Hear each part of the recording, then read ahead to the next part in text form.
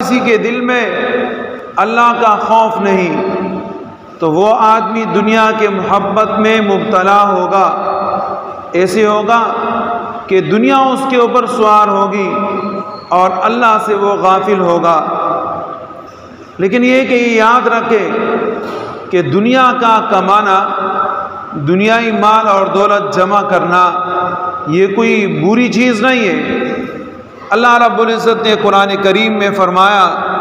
ان ترک خیرا، کہ اگر آپ نے مال چھوڑا ہے تو مال کو اللہ رب العزت نے خیر کا لفظ دیا ہے کہ نہیں، یہ مال کوئی گناہ نہیں ہے اور نہ یہ مال کوئی شر ہے، بلکہ مال تو کیا ہے، خیر ہی ہے، لیکن آپ خیر میں استعمال کریں گے تو خیر ہے، اور یہی مال اگر آپ شر میں استعمال کرتے ہو تو پھر ظاہر ہے کہ یہ مال آپ کے لیے شر ہے اور آپ کو کسی مصیبت کے اندر، کسی آفت کے اندر پہنچا دے گی۔ یہ جو ہمارے ذہنوں کے اندر ایک سوال ہوتا ہے، ہم وقت ہم لگے رہتے ہیں کہ جناب مال اگر کسی کے پاس ہے تو اس کا حال برا ہوگا، اگر کسی کے پاس مال جمع ہے تو وہ جہنم میں جائے گا، اس کے اوپر سخت قسم کی عذاب ہوگی۔ لیکن کوئی آدمی یہ نہیں بتاتا کہ یہ جو مال ہے اس کے پاس وہ کون سے مال کی وجہ سے انسان جہنم جائے گا۔ کتنے لوگ ہیں جن کے پاس مال نہیں، جن کے پاس دولت نہیں، جن کے پاس گھر بات نہیں، لیکن اس کے باوجود وہ جہنم جائیں گے، اس کے باوجود اللہ ان سے ناراض ہے۔ تو مال کوئی بری چیز نہیں ہے، بلکہ مال ایک بہتر چیز ہے، اللہ نے اس کو خیر فرمایا۔ ہاں، آپ اس مال کی وجہ سے سرکشی کریں گے تو پھر اللہ رب العزت کا خوف آپ کے دل میں نہیں رہے گا۔ اصل چیز کیا ہے؟ اللہ رب العزت کے خوف کو اپنے دل کے اندر پیدا کرنا، جس کا بارہا اللہ رب العزت اعلان فرماتے ہیں یا ایھا الذین آمنوا ان تتقوا اللہ، اے ایماندارو اگر تم اللہ سے ڈرو گے تو تمہارے لیے دنیا اور آخرت بہتر ہوگا۔ اللہ رب العزت فرماتے ہیں وَمَن يَتَّقِ اللَّهَ يَجْعَل لَّهُ مَخْرَجًا، کہ جو اللہ کا خوف کھائے گا اللہ رب العزت اس کے لیے ایک نہیں کئی 100 راستے نکالے گا۔ وَيَرْزُقْهُ مِنْ حَيْثُ لَا يَحْتَسِبُ، اور اس کو اللہ پاک وہاں سے رزق عطا فرمائیں گے جہاں سے اس آدمی کا وہم اور گمان نہیں ہوگا۔ تو اللہ کا خوف کیا ہے؟ اللہ کا خوف یہ ہے کہ ہر ایک چیز کے اندر حلال اور حرام کی تمیز کرنا، یہ جو حلال ہے اس کو ہم اپنائیں، یہ جو حرام ہے اس سے اپنے آپ کو بچائیں، حلال کے لیے جستجو کرے، اس کی تلاش کرے، اس لیے کہ حلال حلال ہے اور اس کی جستجو کریں گے تو یہ ایک نعمت ہے، اللہ رب العزت کے ہاں عبادت میں شمار ہوتا ہے، اور حرام حرام ہے جس سے بچنے کا حکم ہے۔ اگر اس کے پیچھے آپ چلیں گے تو اللہ رب العزت تم سے ناراض ہوں گے، لہذا اس حرام سے اپنے آپ کو بچاؤ اور حلال کو اپناؤ۔ اسی طریقے سے برائی سے اپنے آپ کو بچانا، کیونکہ یہ حرام ہے۔ غیبت سے اپنے آپ کو بچانا کیونکہ یہ حرام ہے۔ کہا جاتا ہے کہ غیبت کیا ہے؟ غیبت ایک ایسی چیز ہے، امام راضی رحمہ اللہ فرماتے ہیں کہ جیسے کہ مثال کے طور پہ ایک آدمی اس کے پاس بہت سا مال جمع پڑا ہوا ہے اور وہ اپنے مال میں سے ایک کو بھی دیتا ہے، دوسرے کو بھی دیتا ہے، تیسرے کو بھی دیتا ہے، اپنے پاس پڑا ہوا ہے، اردا گرد لوگ بیٹھے ہوئے ہیں، اپنے مال سے اٹھا کے ایک کو دیتا ہے، دوسرے کو دیتا ہے، تیسرے کو دیتا ہے، چوتھے کو دیتا ہے، یہاں تک کہ بوری بڑا مال اس آدمی کا ختم ہو جاتا ہے۔ سارے لوگ مالدار ہو جاتے ہیں، وہ اپنا مال لے لیتے ہیں، بے روزگاروں کو روزگار مل جاتا ہے، غریب مالدار ہو جاتے ہیں، ان کی ضروریات پوری ہو جاتی ہیں، ان کی مصیبتیں ٹل جاتی ہیں، ان کی پریشانیاں حل ہو جاتی ہیں، اور یہ جو مال تقسیم کرنے والا بیچارہ وہاں رہتا ہے، خود مالدار ہوتا ہے لیکن مفلس بن جاتا ہے، خود مالدار ہوتا ہے لیکن غریب بن جاتا ہے، خود ہر قسم کی ضروریات پہلے پوری کر سکتا تھا لیکن اب کچھ بھی نہیں کر سکتا۔ کیوں؟ اپنے پاس دیا ہوا سارا کا سارا مال خرچ کر دیا۔ یہی حال ہے غیبت کرنے والے کا کہ اگر کسی آدمی کے دل میں اللہ کا خوف نہیں، اللہ کا ڈر نہیں، تو اس کی مثال بھی یہی ہے کہ جناب وہ نماز پڑھے 1000 بار، وہ روزے رکھے، نفلی صدقات، اور وہ جناب کچھ بھی کرے، نیک اعمال کرتا رہے، لیکن ساتھ میں جب وہ غیبت کرتا ہے تو اس کا برا تیلا مال وہ سارا کا سارا ختم ہو جاتا ہے، وہ اور لوگ لے لیتے ہیں، اور یہ آدمی بیچارہ پریشان ہو کے اپنی ضروریات کے پورا کرنے کے لیے ایک طرف اور دوسری طرف پھر نظریں دوڑاتا ہے۔ تو ہر چیز کے اندر اللہ رب العزت کا خوف اختیار کرنا یہ کمال ایمان ہے۔ یہ ایمان صرف نہیں ہے کہ آپ 5 وقت کی نماز پابندی کے ساتھ پڑھیں اور اس کے ساتھ نفلوں پہ نفلیں پڑھے اور ساتھ میں غیبت کرتے رہے۔ یہ نمازیں اللہ نے فرض کی ہیں، آپ چاہیں یا نہ چاہیں آپ نے یہ نماز پڑھنی ہے، لیکن آپ نے اس نماز کی حفاظت کیسی کرنی ہے؟ آپ نے روزے رکھنے ہیں، اللہ رب العزت نے آپ پر فرض کیے ہیں، آپ چاہیں یا نہ چاہیں آپ کے اوپر یہ روزے فرض ہے۔ ہاں اگر آپ بیمار ہو، آپ سفر پہ ہو، اللہ رب العزت نے آپ کو رخصت عطا فرمائی ہے، آپ کا مرض بڑھنے والا مرض ہے، آپ سفر پہ ہیں، 15 دن سے کم سفر پہ ہیں اور راستے پہ آپ گزر رہے جا رہے ہیں، یا کسی جگہ پر آپ کا ٹھہراؤ 15 دن سے کم ہے، آپ کو شریعت نے، اللہ رب العزت نے اجازت دی ہے کہ اگر آپ افطار کرتے ہو، روزہ نہیں رکھتے اور تکلیف ہے آپ کو، بعد میں روزہ رکھنا چاہتے ہیں تو بعد میں روزہ رکھ لیں اور اس وقت کا روزہ آپ افطار کر لیں۔ شریعت نے اس صورت میں آپ کو اجازت دی۔ اور ایک آپ کا وہ مرض جو آپ کا مرض بڑھنے والا ہے کہ اگر آپ روزہ رکھیں گے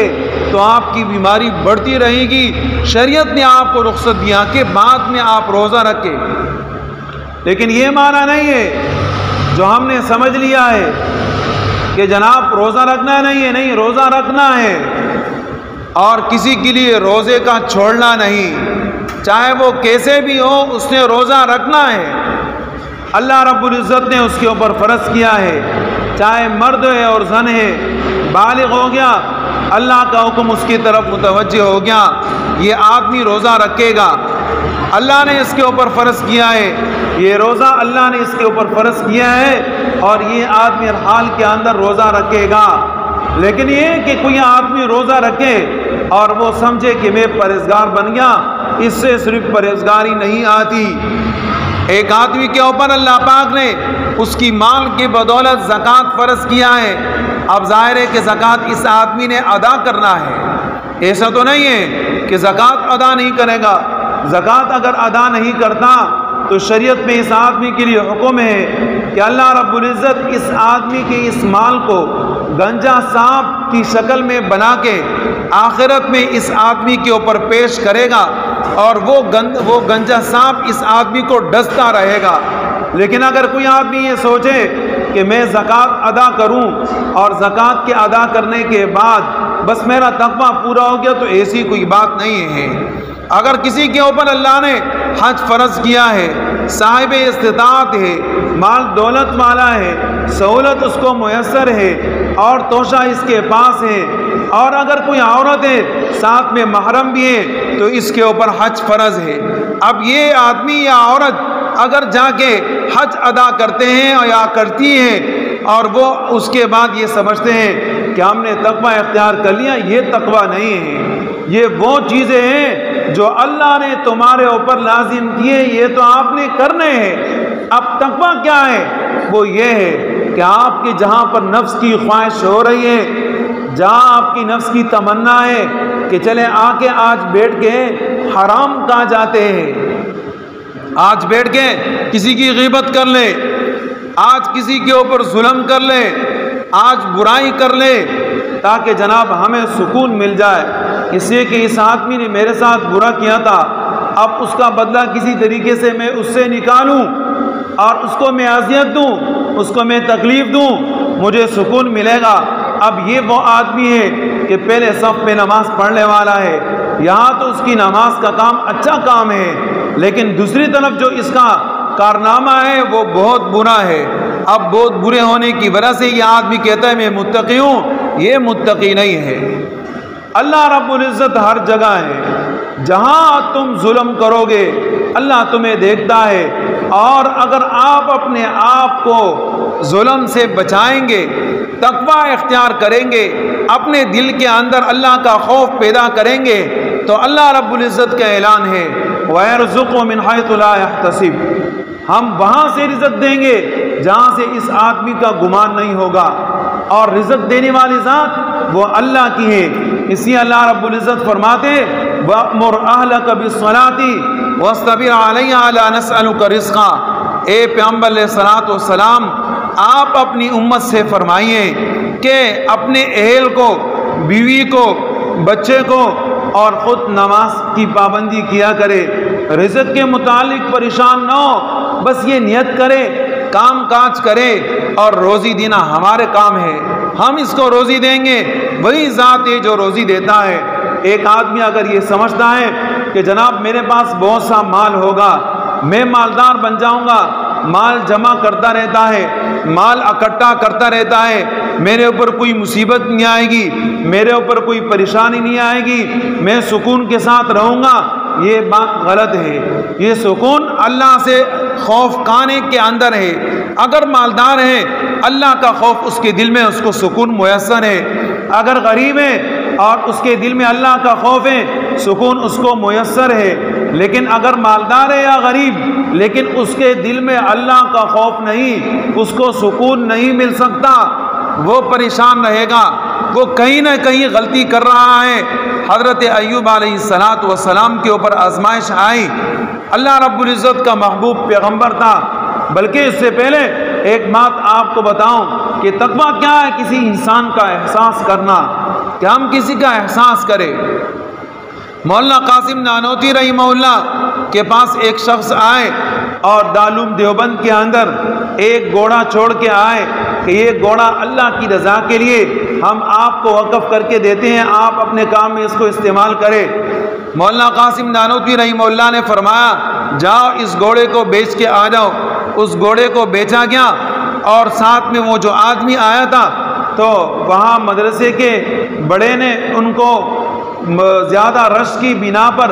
خرچہ دے دیا کہ یہ آپ استعمال کریں، اس لیے کہ ہم آپ کی مہمان نوازی نہیں کر سکتے۔ مولانا قاسم نانوتوی رحمہ اللہ جب آئے اور ان سے پوچھا کہ وہ جو مہمان آئے تھے آپ نے ان کی کیا ضیافت کی،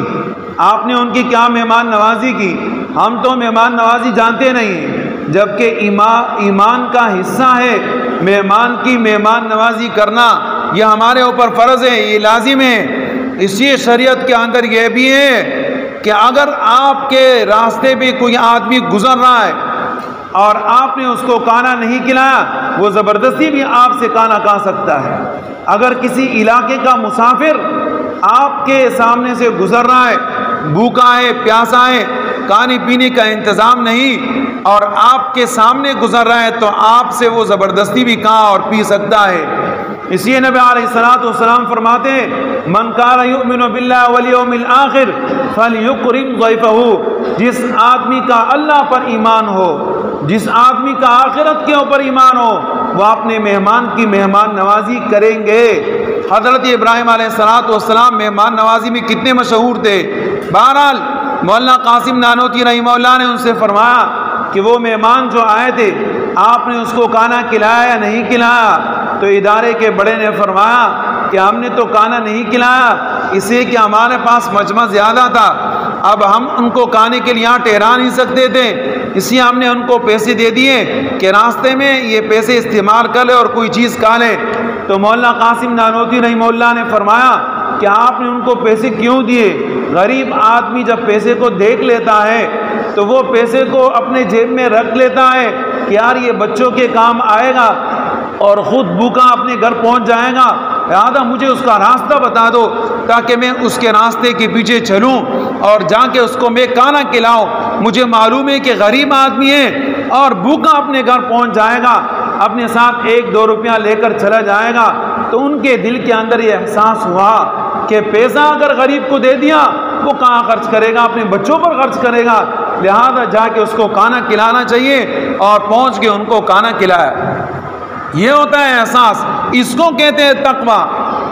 اس کو کہتے ہیں اللہ رب العزت کا خوف۔ جب انسان کے اندر یہ چیز آتی ہے تو رزق دینے والی ذات اللہ کی ہے۔ آپ نے دیکھا ان لوگوں کو کہ جو لوگوں کو کھلاتے ہیں پلاتے ہیں، کبھی بھی آپ نے نہیں دیکھا ہوگا کہ ان کے اوپر کوئی مصیبت ایسی آئی کہ ان کا رزق ختم ہو گیا یا ان کے اوپر تنگ دستی آ گئی، نہیں، بلکہ اللہ رب العزت ان کے مال دولت کو اور ہی زیادہ کر دیتے ہیں۔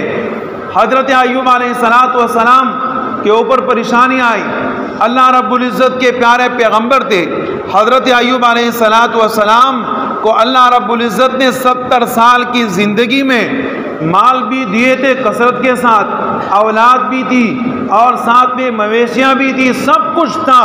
لیکن 70 سال کی زندگی کے بعد ان کو بیماری پڑ گئی، اور وہ بیماری بھی عجیب قسم کی بیماری، ایسی بیماری کہ صرف زبان اور دل کے علاوہ پورا جسم اس بیماری نے گھیر لیا تھا، اور ایسی سخت بیماری تھی کہ کوئی بھی آدمی ان کے قریب ہوتا ان کو وہ بیماری لگ جاتی، تو سوائے بیوی کے کوئی بھی ان کے قریب نہیں آتا، یہاں تک کہ لوگوں نے کہا اگر یہ یہاں شہر میں رہتا ہے تو اس کی بیماری پھیل جائے گی، باقی لوگوں کو لگ جائے گی، تو سارے رشتہ دار دور ہو گئے، بیوی ساتھ ہوئی اور حضرت ایوب علیہ السلام دور علاقے میں چلے گئے۔ اب یہ کہ بیوی خدمت کر رہی ہیں، بیوی نے کہا اے میرے پیارے شوہر، اے اللہ کے پیارے نبی، آپ اللہ سے دعا فرمائیں کہ اے اللہ میرے سے یہ بیماری دور کر دے۔ حضرت ایوب علیہ السلام نے فرمایا کہ 70 سال اللہ رب العزت نے نعمتوں کے اندر ہمیں کھلایا، خوشحال رکھا، ہم نے کبھی اس طرف توجہ نہیں کی، اور آج 7 سال ہونے کو ہے کہ میری بیماری ہے، اب میں اللہ پاک سے شکوہ اور شکایت کروں، یہ مجھے اچھا نہیں لگتا، یہ مجھے مناسب نہیں لگتا۔ اللہ رب العزت اس دوران بھی مجھے وہ نعمتیں دے رہے ہیں جس کا میں تصور نہیں کر سکتا، اللہ رب العزت میرا حال پوچھتے ہیں جس کا میں خیال نہیں کر سکتا۔ تو اگر کسی آدمی کے اوپر بیماری ہے اور ہم یہ سوچتے ہیں کہ یہ اللہ کا عذاب ہے، یہ غلط بات ہے۔ ایک آدمی کے دل میں اللہ کا خوف ہے، مسلمان ہے، تابعدار ہے، بیماری اس کے اوپر آ گئی تو ایک تو کیا، اگر اس کے گناہ ہیں تو گناہ ختم ہو گئے، اور اگر گناہ نہیں اور بیماری آ گئی تو اللہ رب العزت اس کے مقام کو، اس کے درجے کو بلند فرماتے ہیں۔ ایسا نہیں ہوتا کہ مسلمان کے اوپر کوئی تکلیف آ جائے اور یہ سمجھا جائے کہ جناب یہ ویسے کے ویسے چلا گیا، نہیں، کوئی بھی تکلیف جب آتی ہے تو اللہ رب العزت اس کے بدلے میں اس انسان کے مقام کو بلند کرتے ہیں، اس کو اعلیٰ مقام عطا فرماتے ہیں۔ حضرت ایوب علیہ السلام سے بیوی پھر فرمانے لگے کہ اللہ سے دعا تو کرے۔ حضرت ایوب علیہ السلام نے فرمایا کہ اے اللہ، 70 سال جو تو نے مجھے خوشی کے حال میں رکھا، میرا مال دولت سب کچھ تھا وہ سارا کا سارا ختم ہو گیا۔ اللہ رب العزت نے صحت عطا فرمائی۔ استقامت ضروری ہے، دین کے اندر انسان رہتا ہے اس کو اس دین کے اوپر ثابت قدم رہنا چاہیے۔ ایسا نہ ہو کہ جناب دین لے کر آیا، اسلام لے کر آیا، تکلیفیں آ گئیں اور جناب چیخنا اور چلانا شروع کر دیا کہ اے اللہ میرے علاوہ کسی اور کو نہیں دیکھا۔ اس کو تقویٰ نہیں کہتے ہیں، تقویٰ اس کو کہتے ہیں اذا اصابتم مصیبہ قالوا انا للہ و انا الیہ راجعون، کہ جب تمہارے اوپر مصیبت آئے تو فوراً اپنی زبان سے کہو کہ اے اللہ میں بھی تیرا، میرا مال بھی تیرا، اے اللہ تو نے دیا، تو نے لے لیا، تیری مرضی، اے اللہ ہم اس کے اوپر صبر کرنے والے، اس کو کہتے ہیں تقویٰ۔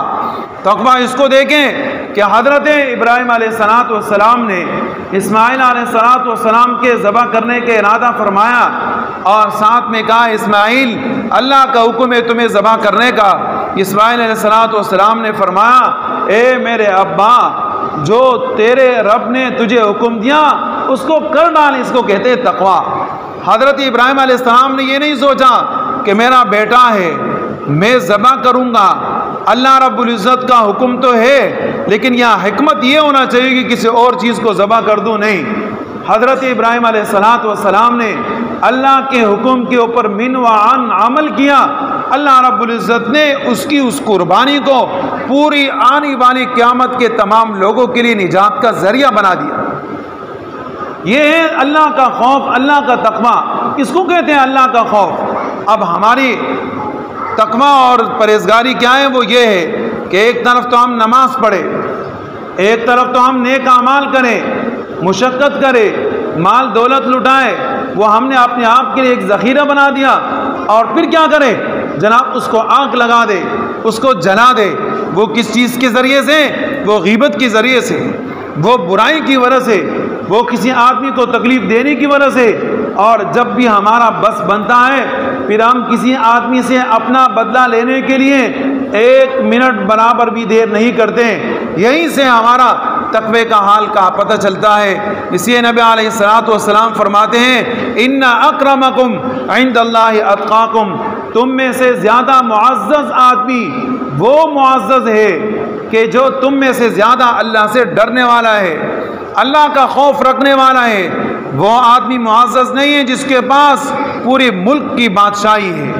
وہ معزز نہیں ہے۔ وہ معزز نہیں جس کا خاندان 20 خاندان ہے، وہ معزز نہیں۔ وہ معزز نہیں جس کو علاقے کے لوگ بڑا سمجھے، وہ معزز ہے جس کے اندر اللہ کا خوف سب سے زیادہ ہے۔ جس کے اندر اللہ کا خوف سب سے زیادہ ہے وہ تمام لوگوں کے اندر معزز ہے، اگرچہ اس کا خاندان نوابوں والا ہے، یا اس کا خاندان نائیوں والا ہے، یا اس کا خاندان اس کے علاوہ کسی اور لوگوں سے، ادنا لوگوں سے تعلق رکھتے ہیں۔ اس کو اللہ پاک نہیں دیکھتے ہیں۔ اللہ نے تمہیں بھی پیدا فرمایا،